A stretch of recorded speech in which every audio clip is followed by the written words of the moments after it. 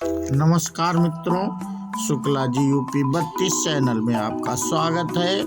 और आज हम बात करेंगे श्री कृष्ण के जन्म के बारे में मित्रों, और उनका जन्म कैसे हुआ, कहाँ हुआ और उनकी बाल लीलाएं क्या थी, इस पे मित्रों हम वीडियो बना रहे हैं। और जो लोग नए हों वो चैनल को सब्सक्राइब कर लें मित्रों, और जो लोग पुराने हैं वो लाइक और कमेंट अवश्य करें। और वीडियो मित्रों पूरा देखा करें, क्योंकि हम वीडियो में इन सब बातों को बताने के बाद कुछ ज्ञान की बातें भी बताते हैं मित्रों। तो वीडियो पूरा देखें जिससे आपकी समझ में आए और आपकी भक्ति भगवान के प्रति अधिक हो। तो हम वीडियो शुरू करते हैं मित्रों। कृष्ण का जन्म भाद्रपद मास के कृष्ण पक्ष में अष्टमी तिथि रोहिणी नक्षत्र के दिन रात्रि के 12 बजे हुआ था। कृष्ण का जन्मदिन जन्माष्टमी के नाम से भारत, नेपाल, अमेरिका सहित विश्व भर में मनाया जाता है। कृष्ण का जन्म मथुरा के कारागार में हुआ था।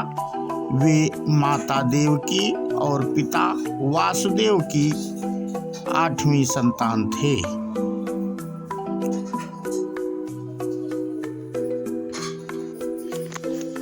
भाद्रपद कृष्ण जन्म अष्टमी तिथि की घनघोर अंधेरी आधी रात को रोहिणी नक्षत्र में मथुरा के कारागार में वसुदेव की पत्नी देवकी के गर्भ से भगवान कृष्ण ने जन्म लिया था।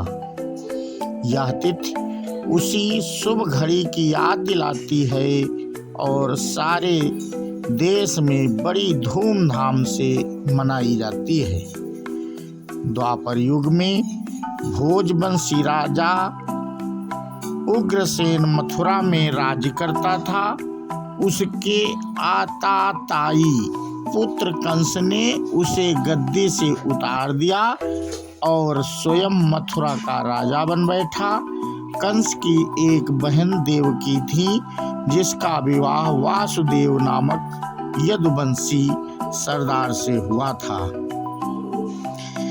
एक समय कंस अपनी बहन देवकी को उसकी ससुराल पहुंचाने जा रहा था। रास्ते में आकाशवाणी हुई, हे कंस, जिस देवकी को तू बड़े प्रेम से ले जा रहा है उसी में तेरा काल बसता है। इसी के गर्भ से उत्पन्न 8वां बालक तेरा वध करेगा। यह सुनकर कंस वसुदेव को मारने के लिए उद्यत हुआ। तब देवकी ने उससे विनय पूर्वक कहा, मेरे गर्भ से जो संतान होंगी उसे मैं तुम्हारे सामने ला दूंगी। बहनोई को मारने से क्या लाभ है। कंस ने देवकी की बात मान ली और मथुरा वापस चला आया। उसने वसुदेव और देवकी को कारागृह में डाल दिया। वसुदेव देवकी के एक एक करके 7 बच्चे हुए और 7 को जन्म लेते ही कंस ने मार डाला। अब 8वां बच्चा होने वाला था। कारागार में उन पर कड़े पहरे बैठा दिए गए। उसी समय नंद की पत्नी यशोदा को भी बच्चा होने वाला था। उन्होंने वसुदेव देवकी के दुखी जीवन को देख 8वें बच्चे की रक्षा का उपाय रचा। जिस समय वासुदेव देवकी को पुत्र पैदा हुआ, उसी समय संयोग से यशोदा के गर्भ से एक कन्या का जन्म हुआ, जो और कुछ नहीं सिर्फ माया थी। जिस कोठरी में देवकी वसुदेव कैद थे उसमें अचानक प्रकाश हुआ और उनके सामने शंख चक्र गदा पद्म धारण किए हुए चतुर्भुज भगवान प्रकट हुए। दोनों भगवान के चरणों में गिर पड़े। तब भगवान ने उनसे कहा, अब मैं पुनः नवजात शिशु का रूप धारण कर लेता हूँ। तुम मुझे इसी समय अपने मित्र नंद जी के घर वृंदावन में भेज आओ और उनके यहाँ से जो कन्या जन्मी है उसे लाकर कंस के हवाले कर दो। इस समय वातावरण अनुकूल नहीं है, फिर भी तुम चिंता न करो। जागते हुए पहरेदार सो जाएंगे, कारागृह के फाटक अपने आप खुल जाएंगे और उफनती अथाह यमुना तुमको पार जाने का मार्ग दे देंगी। उसी समय वसुदेव नवजात शिशु रूप श्री कृष्ण को सूप में रखकर कारागृह से निकल पड़े और अथाह यमुना को पार कर नंद जी के घर पहुँचे। वहाँ उन्होंने नवजात शिशु को यशोदा के साथ सुला दिया और कन्या को लेकर मथुरा आ गए। कारागृह के फाटक पूर्ववत बंद हो गए। अब कंस को सूचना मिली कि वसुदेव देवकी को बच्चा पैदा हुआ है। उसने बंदी गृह में जाकर देवकी के हाथ से नवजात कन्या को छीनकर पृथ्वी पर पटक देना चाहा, परंतु वह कन्या आकाश में उड़ गई और वहां से कहा, अरे मूर्ख, मुझे मारने से क्या होगा? तुझे मारने वाला तो वृंदावन में जा पहुंचा है। वह जल्द ही तुझे तेरे पापों का दंड देगा। यह है श्री कृष्ण की जन्म की कथा मित्रों। और मित्रों, कृष्ण और पूतना। कंस कृष्ण को मारने के लिए बेताब था, इसलिए उसने राक्षस पूतना को बुलाया। उसने पूतना को एक सुंदर युवती का रूप धारण करने और पिछले 10 दिनों में पैदा हुए गोकुल के सभी बच्चों को मारने के लिए कहा। पूतना ने कृष्ण के गांव में प्रवेश किया। जब उसने सभी को यशोदा के नवजात शिशु के बारे में बात करते हुए सुना तो पूतना को तुरंत पता चल गया कि यह वह बच्चा है जिसे उसे खत्म करना है। यशोदा का ध्यान भंग करते हुए उसने कृष्ण को अपने विषयुक्त निप्पल से दूध पिलाया। विष ने उसे कुछ नहीं किया, लेकिन पूतना मर गई। और कृष्ण का मक्खन चोरी। कृष्ण को मक्खन खाना बहुत पसंद था। जैसे जैसे वह बड़ा हुए, कृष्ण ने अपने ही घर और पड़ोसियों से मक्खन चुराना शुरू कर दिया। यशोदा ने मक्खन लटका दिया ताकि कृष्ण उस तक ना पहुंच सके। कृष्ण और उनके मित्र आसानी से हार मानने वाले नहीं थे। उन्होंने इसका समाधान निकाला। अगली बार जब उन्होंने मक्खन चुराने गए तो कृष्ण ने अपने दोस्तों को एक मानव पिरामिड बनाया। वह ऊपर चढ़ गए और मक्खन के कलश को तोड़ दिया। सिर्फ मक्खन चोरी ही नहीं, एक बार गोपियों को एक अद्भुत सीख देने के लिए गोपियों के वस्त्र भी चुराए थे।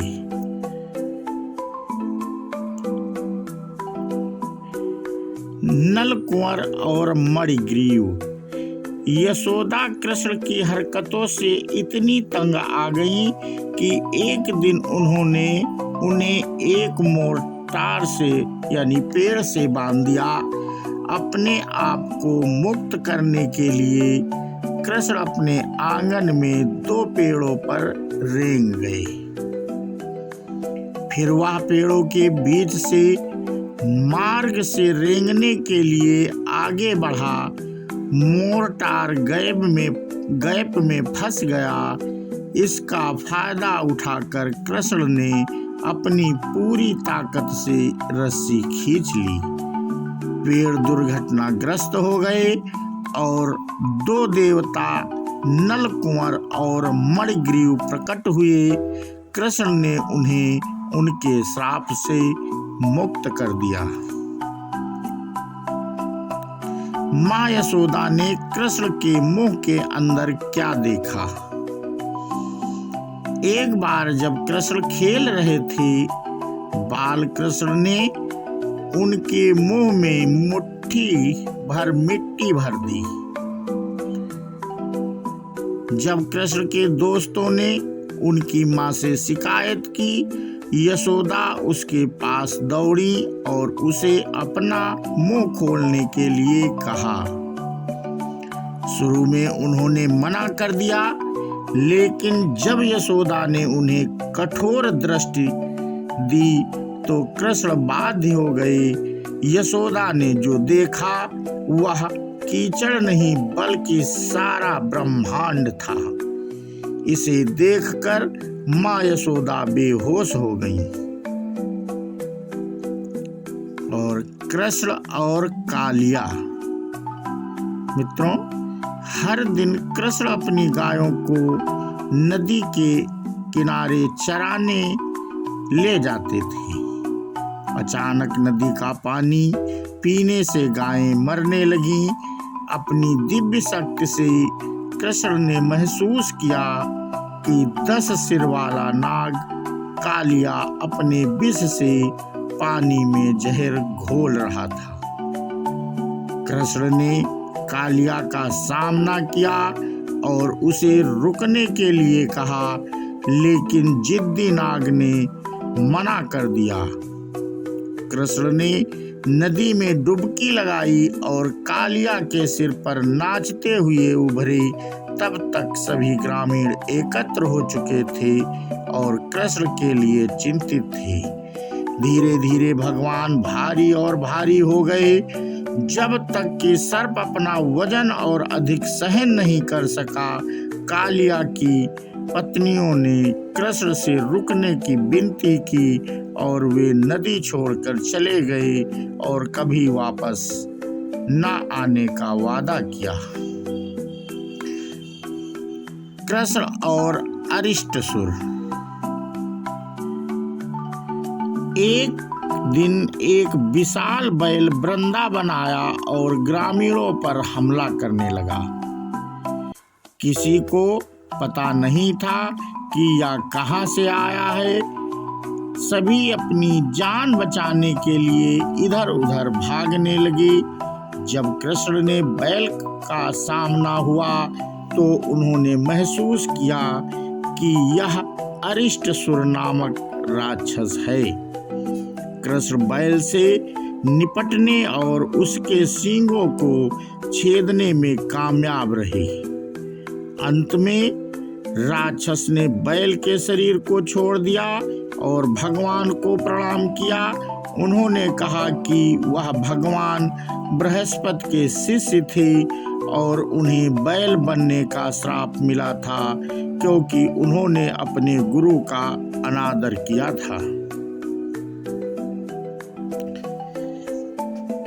कृष्ण और गोवर्धन पर्वत। वृंदावन के निवासियों के बीच बारिश के देवता इंद्र की पूजा करने की एक रस्म थी। कृष्ण ने सुझाव दिया कि ग्रामीणों को गोवर्धन पर्वत की पूजा करनी चाहिए। वे मान गए और पर्वत की पूजा करने लगे। इससे इंद्र बहुत क्रोधित हुए और उन्होंने अपने बारिश के बादलों को गांव पर छोड़ दिया। फिर पूरे गांव में बाढ़ आ गया। फिर भगवान ने अपनी छोटी उंगली से गोवर्धन पर्वत उठा लिया। उन्होंने ग्रामीणों को पर्वत के नीचे शरण लेने के लिए कहा और 7 रातों तक उसी स्थिति में खड़े रही। इंद्र को अपनी गलती का एहसास हुआ और उन्होंने कृष्ण से माफी मांगी। कृष्ण और अघासुर। एक बार कृष्ण और उनके दोस्त के साथ पास के जंगल में पिकनिक पर निकल पड़े। तब अघासुर, जो पूतना का भाई था, उस स्थान पर प्रकट हुआ। कंस ने उन्हें कृष्ण को मारने के लिए भेजा था। दानव ने अजगर का रूप धारण किया और खुद को एक गुफा जितना लंबा और एक पहाड़ जितना बना लिया। फिर वह प्रतीक्षा में लेट गया। गुफा की सुंदरता से मोहित ग्वालों ने उसमें प्रवेश किया। कृष्ण जानते थे कि यह अघासुर है और उन्होंने अपने दोस्तों को चेतावनी देने की कोशिश की, लेकिन वे सुनने के मूड में नहीं थे। कृष्ण अघासुर के मुंह में प्रवेश करने के बाद राक्षस ने अपना मुंह बंद कर दी। अपने दोस्तों को बचाने के लिए कृष्ण ने गुफा में प्रवेश किया और खुद को बड़ा करने लगे। इससे दानव का दम घुट गया और उसकी मौत हो गई। कृष्ण ने कंस का वध किया। कंस कृष्ण को मारने की कोशिश कर रहे थे, लेकिन हर बार व्यर्थ हुए। इसलिए उन्होंने अक्रूर जी के साथ एक योजना बनाई। उन्होंने कृष्ण और बलराम को मथुरा में कुश्ती प्रतियोगिता के लिए आमंत्रित करने का संदेश भेजा। दोनों कार्यक्रम में सम्मिलित होने के लिए राजी हो गए। एक बार कंस ने भाइयों को अपने 2 सबसे मजबूत पहलवानों के खिलाफ खड़ा कर दिया। कृष्ण और बलराम ने चुनौती स्वीकार की और अपने विरोधियों को आसानी से हरा दिया।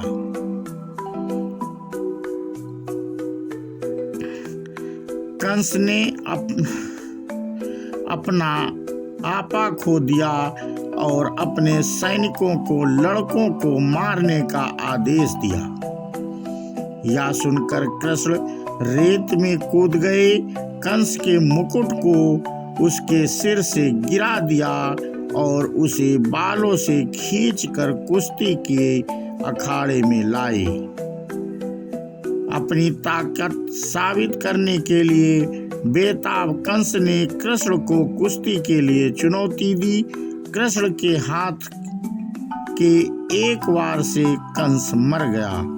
भगवान ने उनके जन्म माता पिता देवकी वासुदेव को मुक्त कर दिया और उग्रसेन को वापस सिंहासन पर बिठा दिया।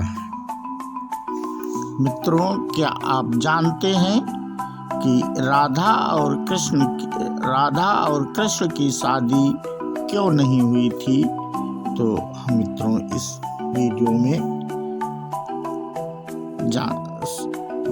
आगे इस पे कहानी हम बढ़ाते हैं। मित्रों, इसी वीडियो में दोस्तों हम जानते हैं कि आपके मन में यह भी सवाल उठता होगा कि भगवान कृष्ण ने राधा से शादी क्यों नहीं की?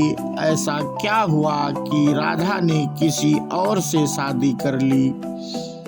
आज हम इस वीडियो में जानेंगे क्या वाकई में ऐसा हुआ था या इसके पीछे की कहानी क्या है। तो इस वीडियो को पूरा मित्रों देखें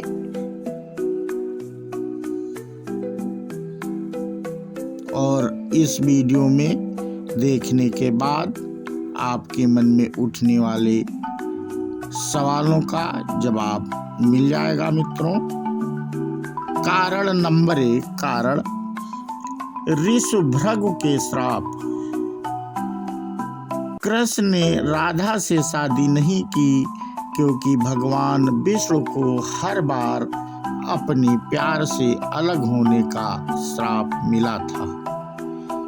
महर्षि भृगु की दूसरी पत्नी दानवों के अधिपति पुलोम ऋषि की पुत्री पौलमी को वध करने पर महर्षि भृगु ने भगवान विष्णु को श्राप दिया था।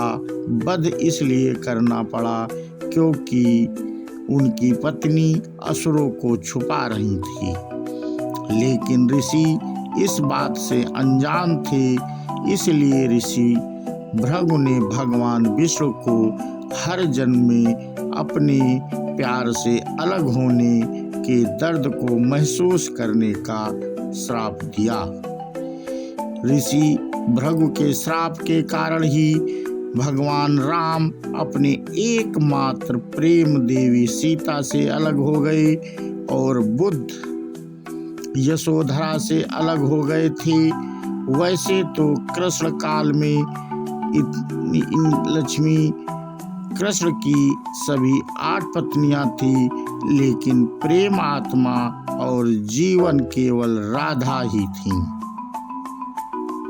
कारण नंबर 2 मित्रों, राधा को करनी पड़ी अयान से विवाह। राधा और कृष्ण की शादी नहीं हुआ का कारण 2, अयान अपने पिछले जन्म में अभिमन्यु नाम से जाना जाता था और यह लक्ष्मी से विवाह करने की कामना की थी। राधा लक्ष्मी के गोलोक अवतार थीं और कृष्ण के एकमात्र प्रेम भी थे। श्राप के कारण कृष्ण को अपने प्रेम राधा से अलग होना पड़ा था और अयान के पिछले जन्म के कारण भी कृष्ण और राधा का विवाह नहीं हो पाया, लेकिन अयान और राधा से कोई वास्तविक विवाह नहीं होने दिया। लेकिन उसकी इच्छा के अनुसार वह लोगों के लिए उसकी पत्नी बन गई। राधा और कृष्ण की विवाह। लेकिन भगवान कृष्ण ने राधा की इच्छा से प्रकृति और अन्य भगवान को प्रकट करने वाले सभी रीति रिवाजों के साथ राधा से शादी की, लेकिन समाज के सामने नहीं किया। लोगों के लिए राधा अयान की पत्नी थी, लेकिन वास्तव में वह नहीं थी। उसने केवल अपने पिता के लिए ऐसा करना पड़ा और साथ ही राधा को भी रानी बनने में कोई दिलचस्पी नहीं थी। आखिर ऐसा क्या हुआ था कि भगवान श्री कृष्ण ने रुक्मिणी का हरण कर विवाह किया था? जानिए पूरा सच। और मित्रों, कारण 3, कृष्ण को कंस द्वारा उनके जीवन का खतरा। राधा और कृष्ण की शादी क्यों नहीं हुई थी? इसका तीसरा कारण है कि कृष्ण ने अपने जन्म के सत्य को छुपाया था। यह जानते हुए कि कृष्ण को कंस द्वारा उनके जीवन का खतरा था, राधा के पिता ने उन्हें जबरदस्ती अयान से शादी करने के लिए कहा, तो कृष्ण ने अपने जादू से कोई विवाह नहीं होने दिया। उन्होंने या तो छाया राधा की रचना की थी या फिर वे स्वयं अयान बन गए थे। राधा और कृष्ण का प्रेम। कृष्ण यह साबित करना चाहते थे कि सच्चे प्रेम में किसी को हासिल करना जरूरी नहीं है, इसलिए उन्होंने राधा से सभी रीति रिवाजों के साथ विवाह किया, लेकिन केवल भगवान और प्रकृति को सबूत बनाकर लोगों के सामने नहीं बल्कि कई कारणों से, जैसा कि मैंने कहा। राधा और कृष्ण का प्रेम बिना किसी वासना, कामुक इच्छाओं या किसी भी शारीरिक संबंध से शुद्ध था। राधा और कृष्ण का विवाह नहीं हुआ, लेकिन वह प्रेम दिव्य और आध्यात्मिक था। वे एक दूसरे के बहुत बड़े भक्त भी थे और कृष्ण राधा के साथ धरती पर आए थे दुनिया को सच्चे प्यार का अर्थ बताने के लिए, कि प्यार को किसी रिश्ते, लगाव या किसी भी इच्छा की आवश्यकता नहीं होती है। राधा और कृष्ण के विवाह के प्रमाण। राधा कृष्ण ने प्रकृति और भगवान को उनके विवाह का प्रमाण बनाया।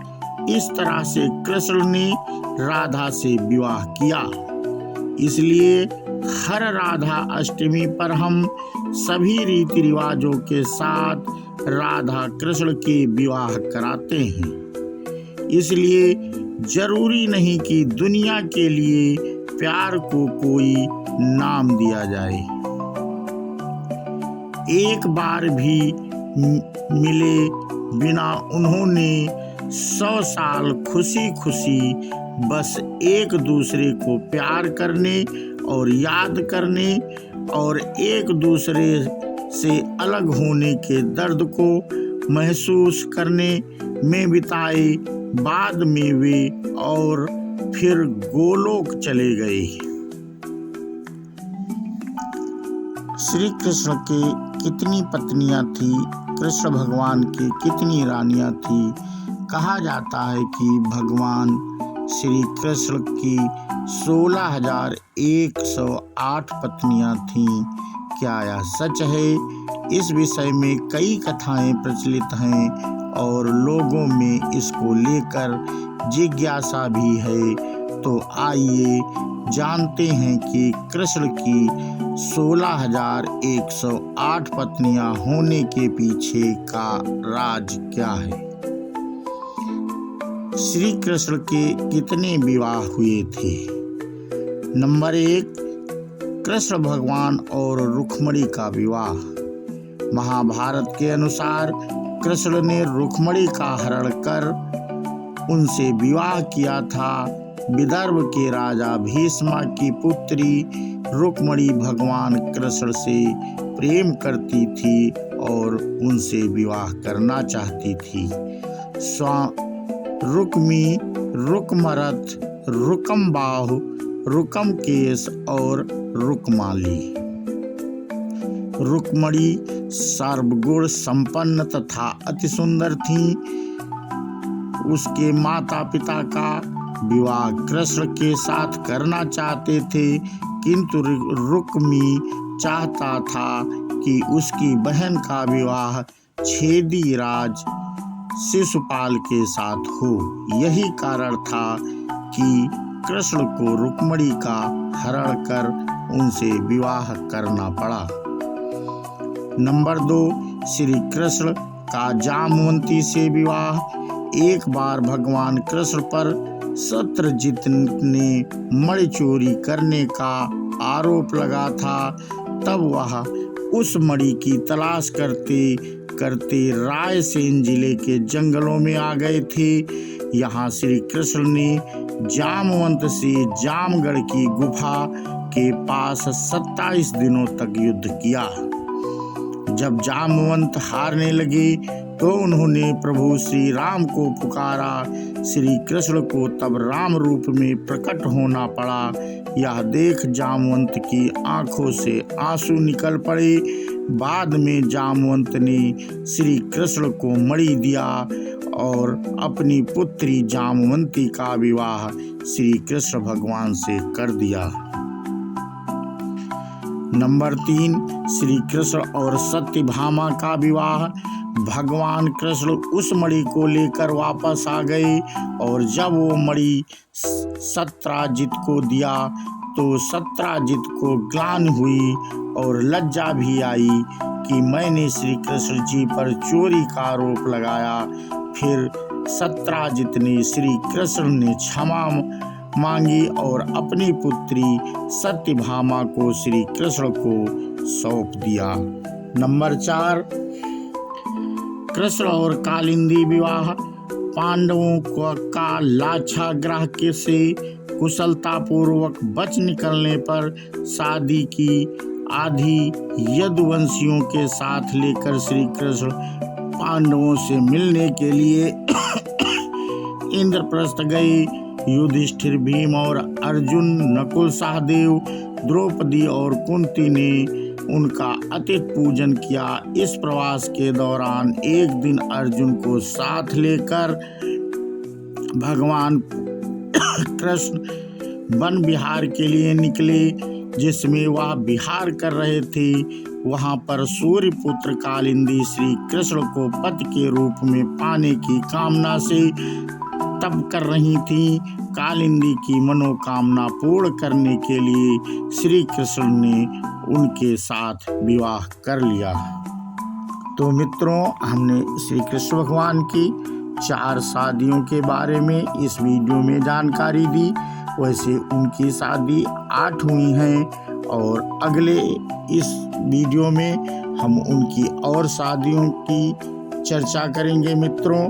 और वीडियो बहुत लंबा हो रहा था, इसलिए हमने सोचा कि वीडियो को अब समाप्त किया जाए।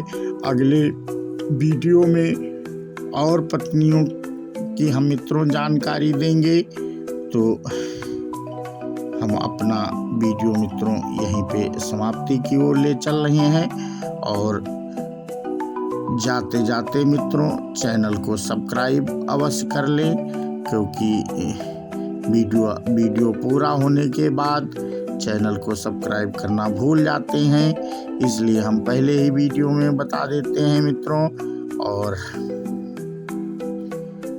लाइक एवं कमेंट अवश्य कर दें मित्रों। तो इसी के साथ मित्रों हम गोविंद बिहारी का जयकारा लगाते हैं। बोलो श्री कृष्ण भगवान की जय हो। राधे राधे। जय हिंद, जय भारत मित्रों। शुभ।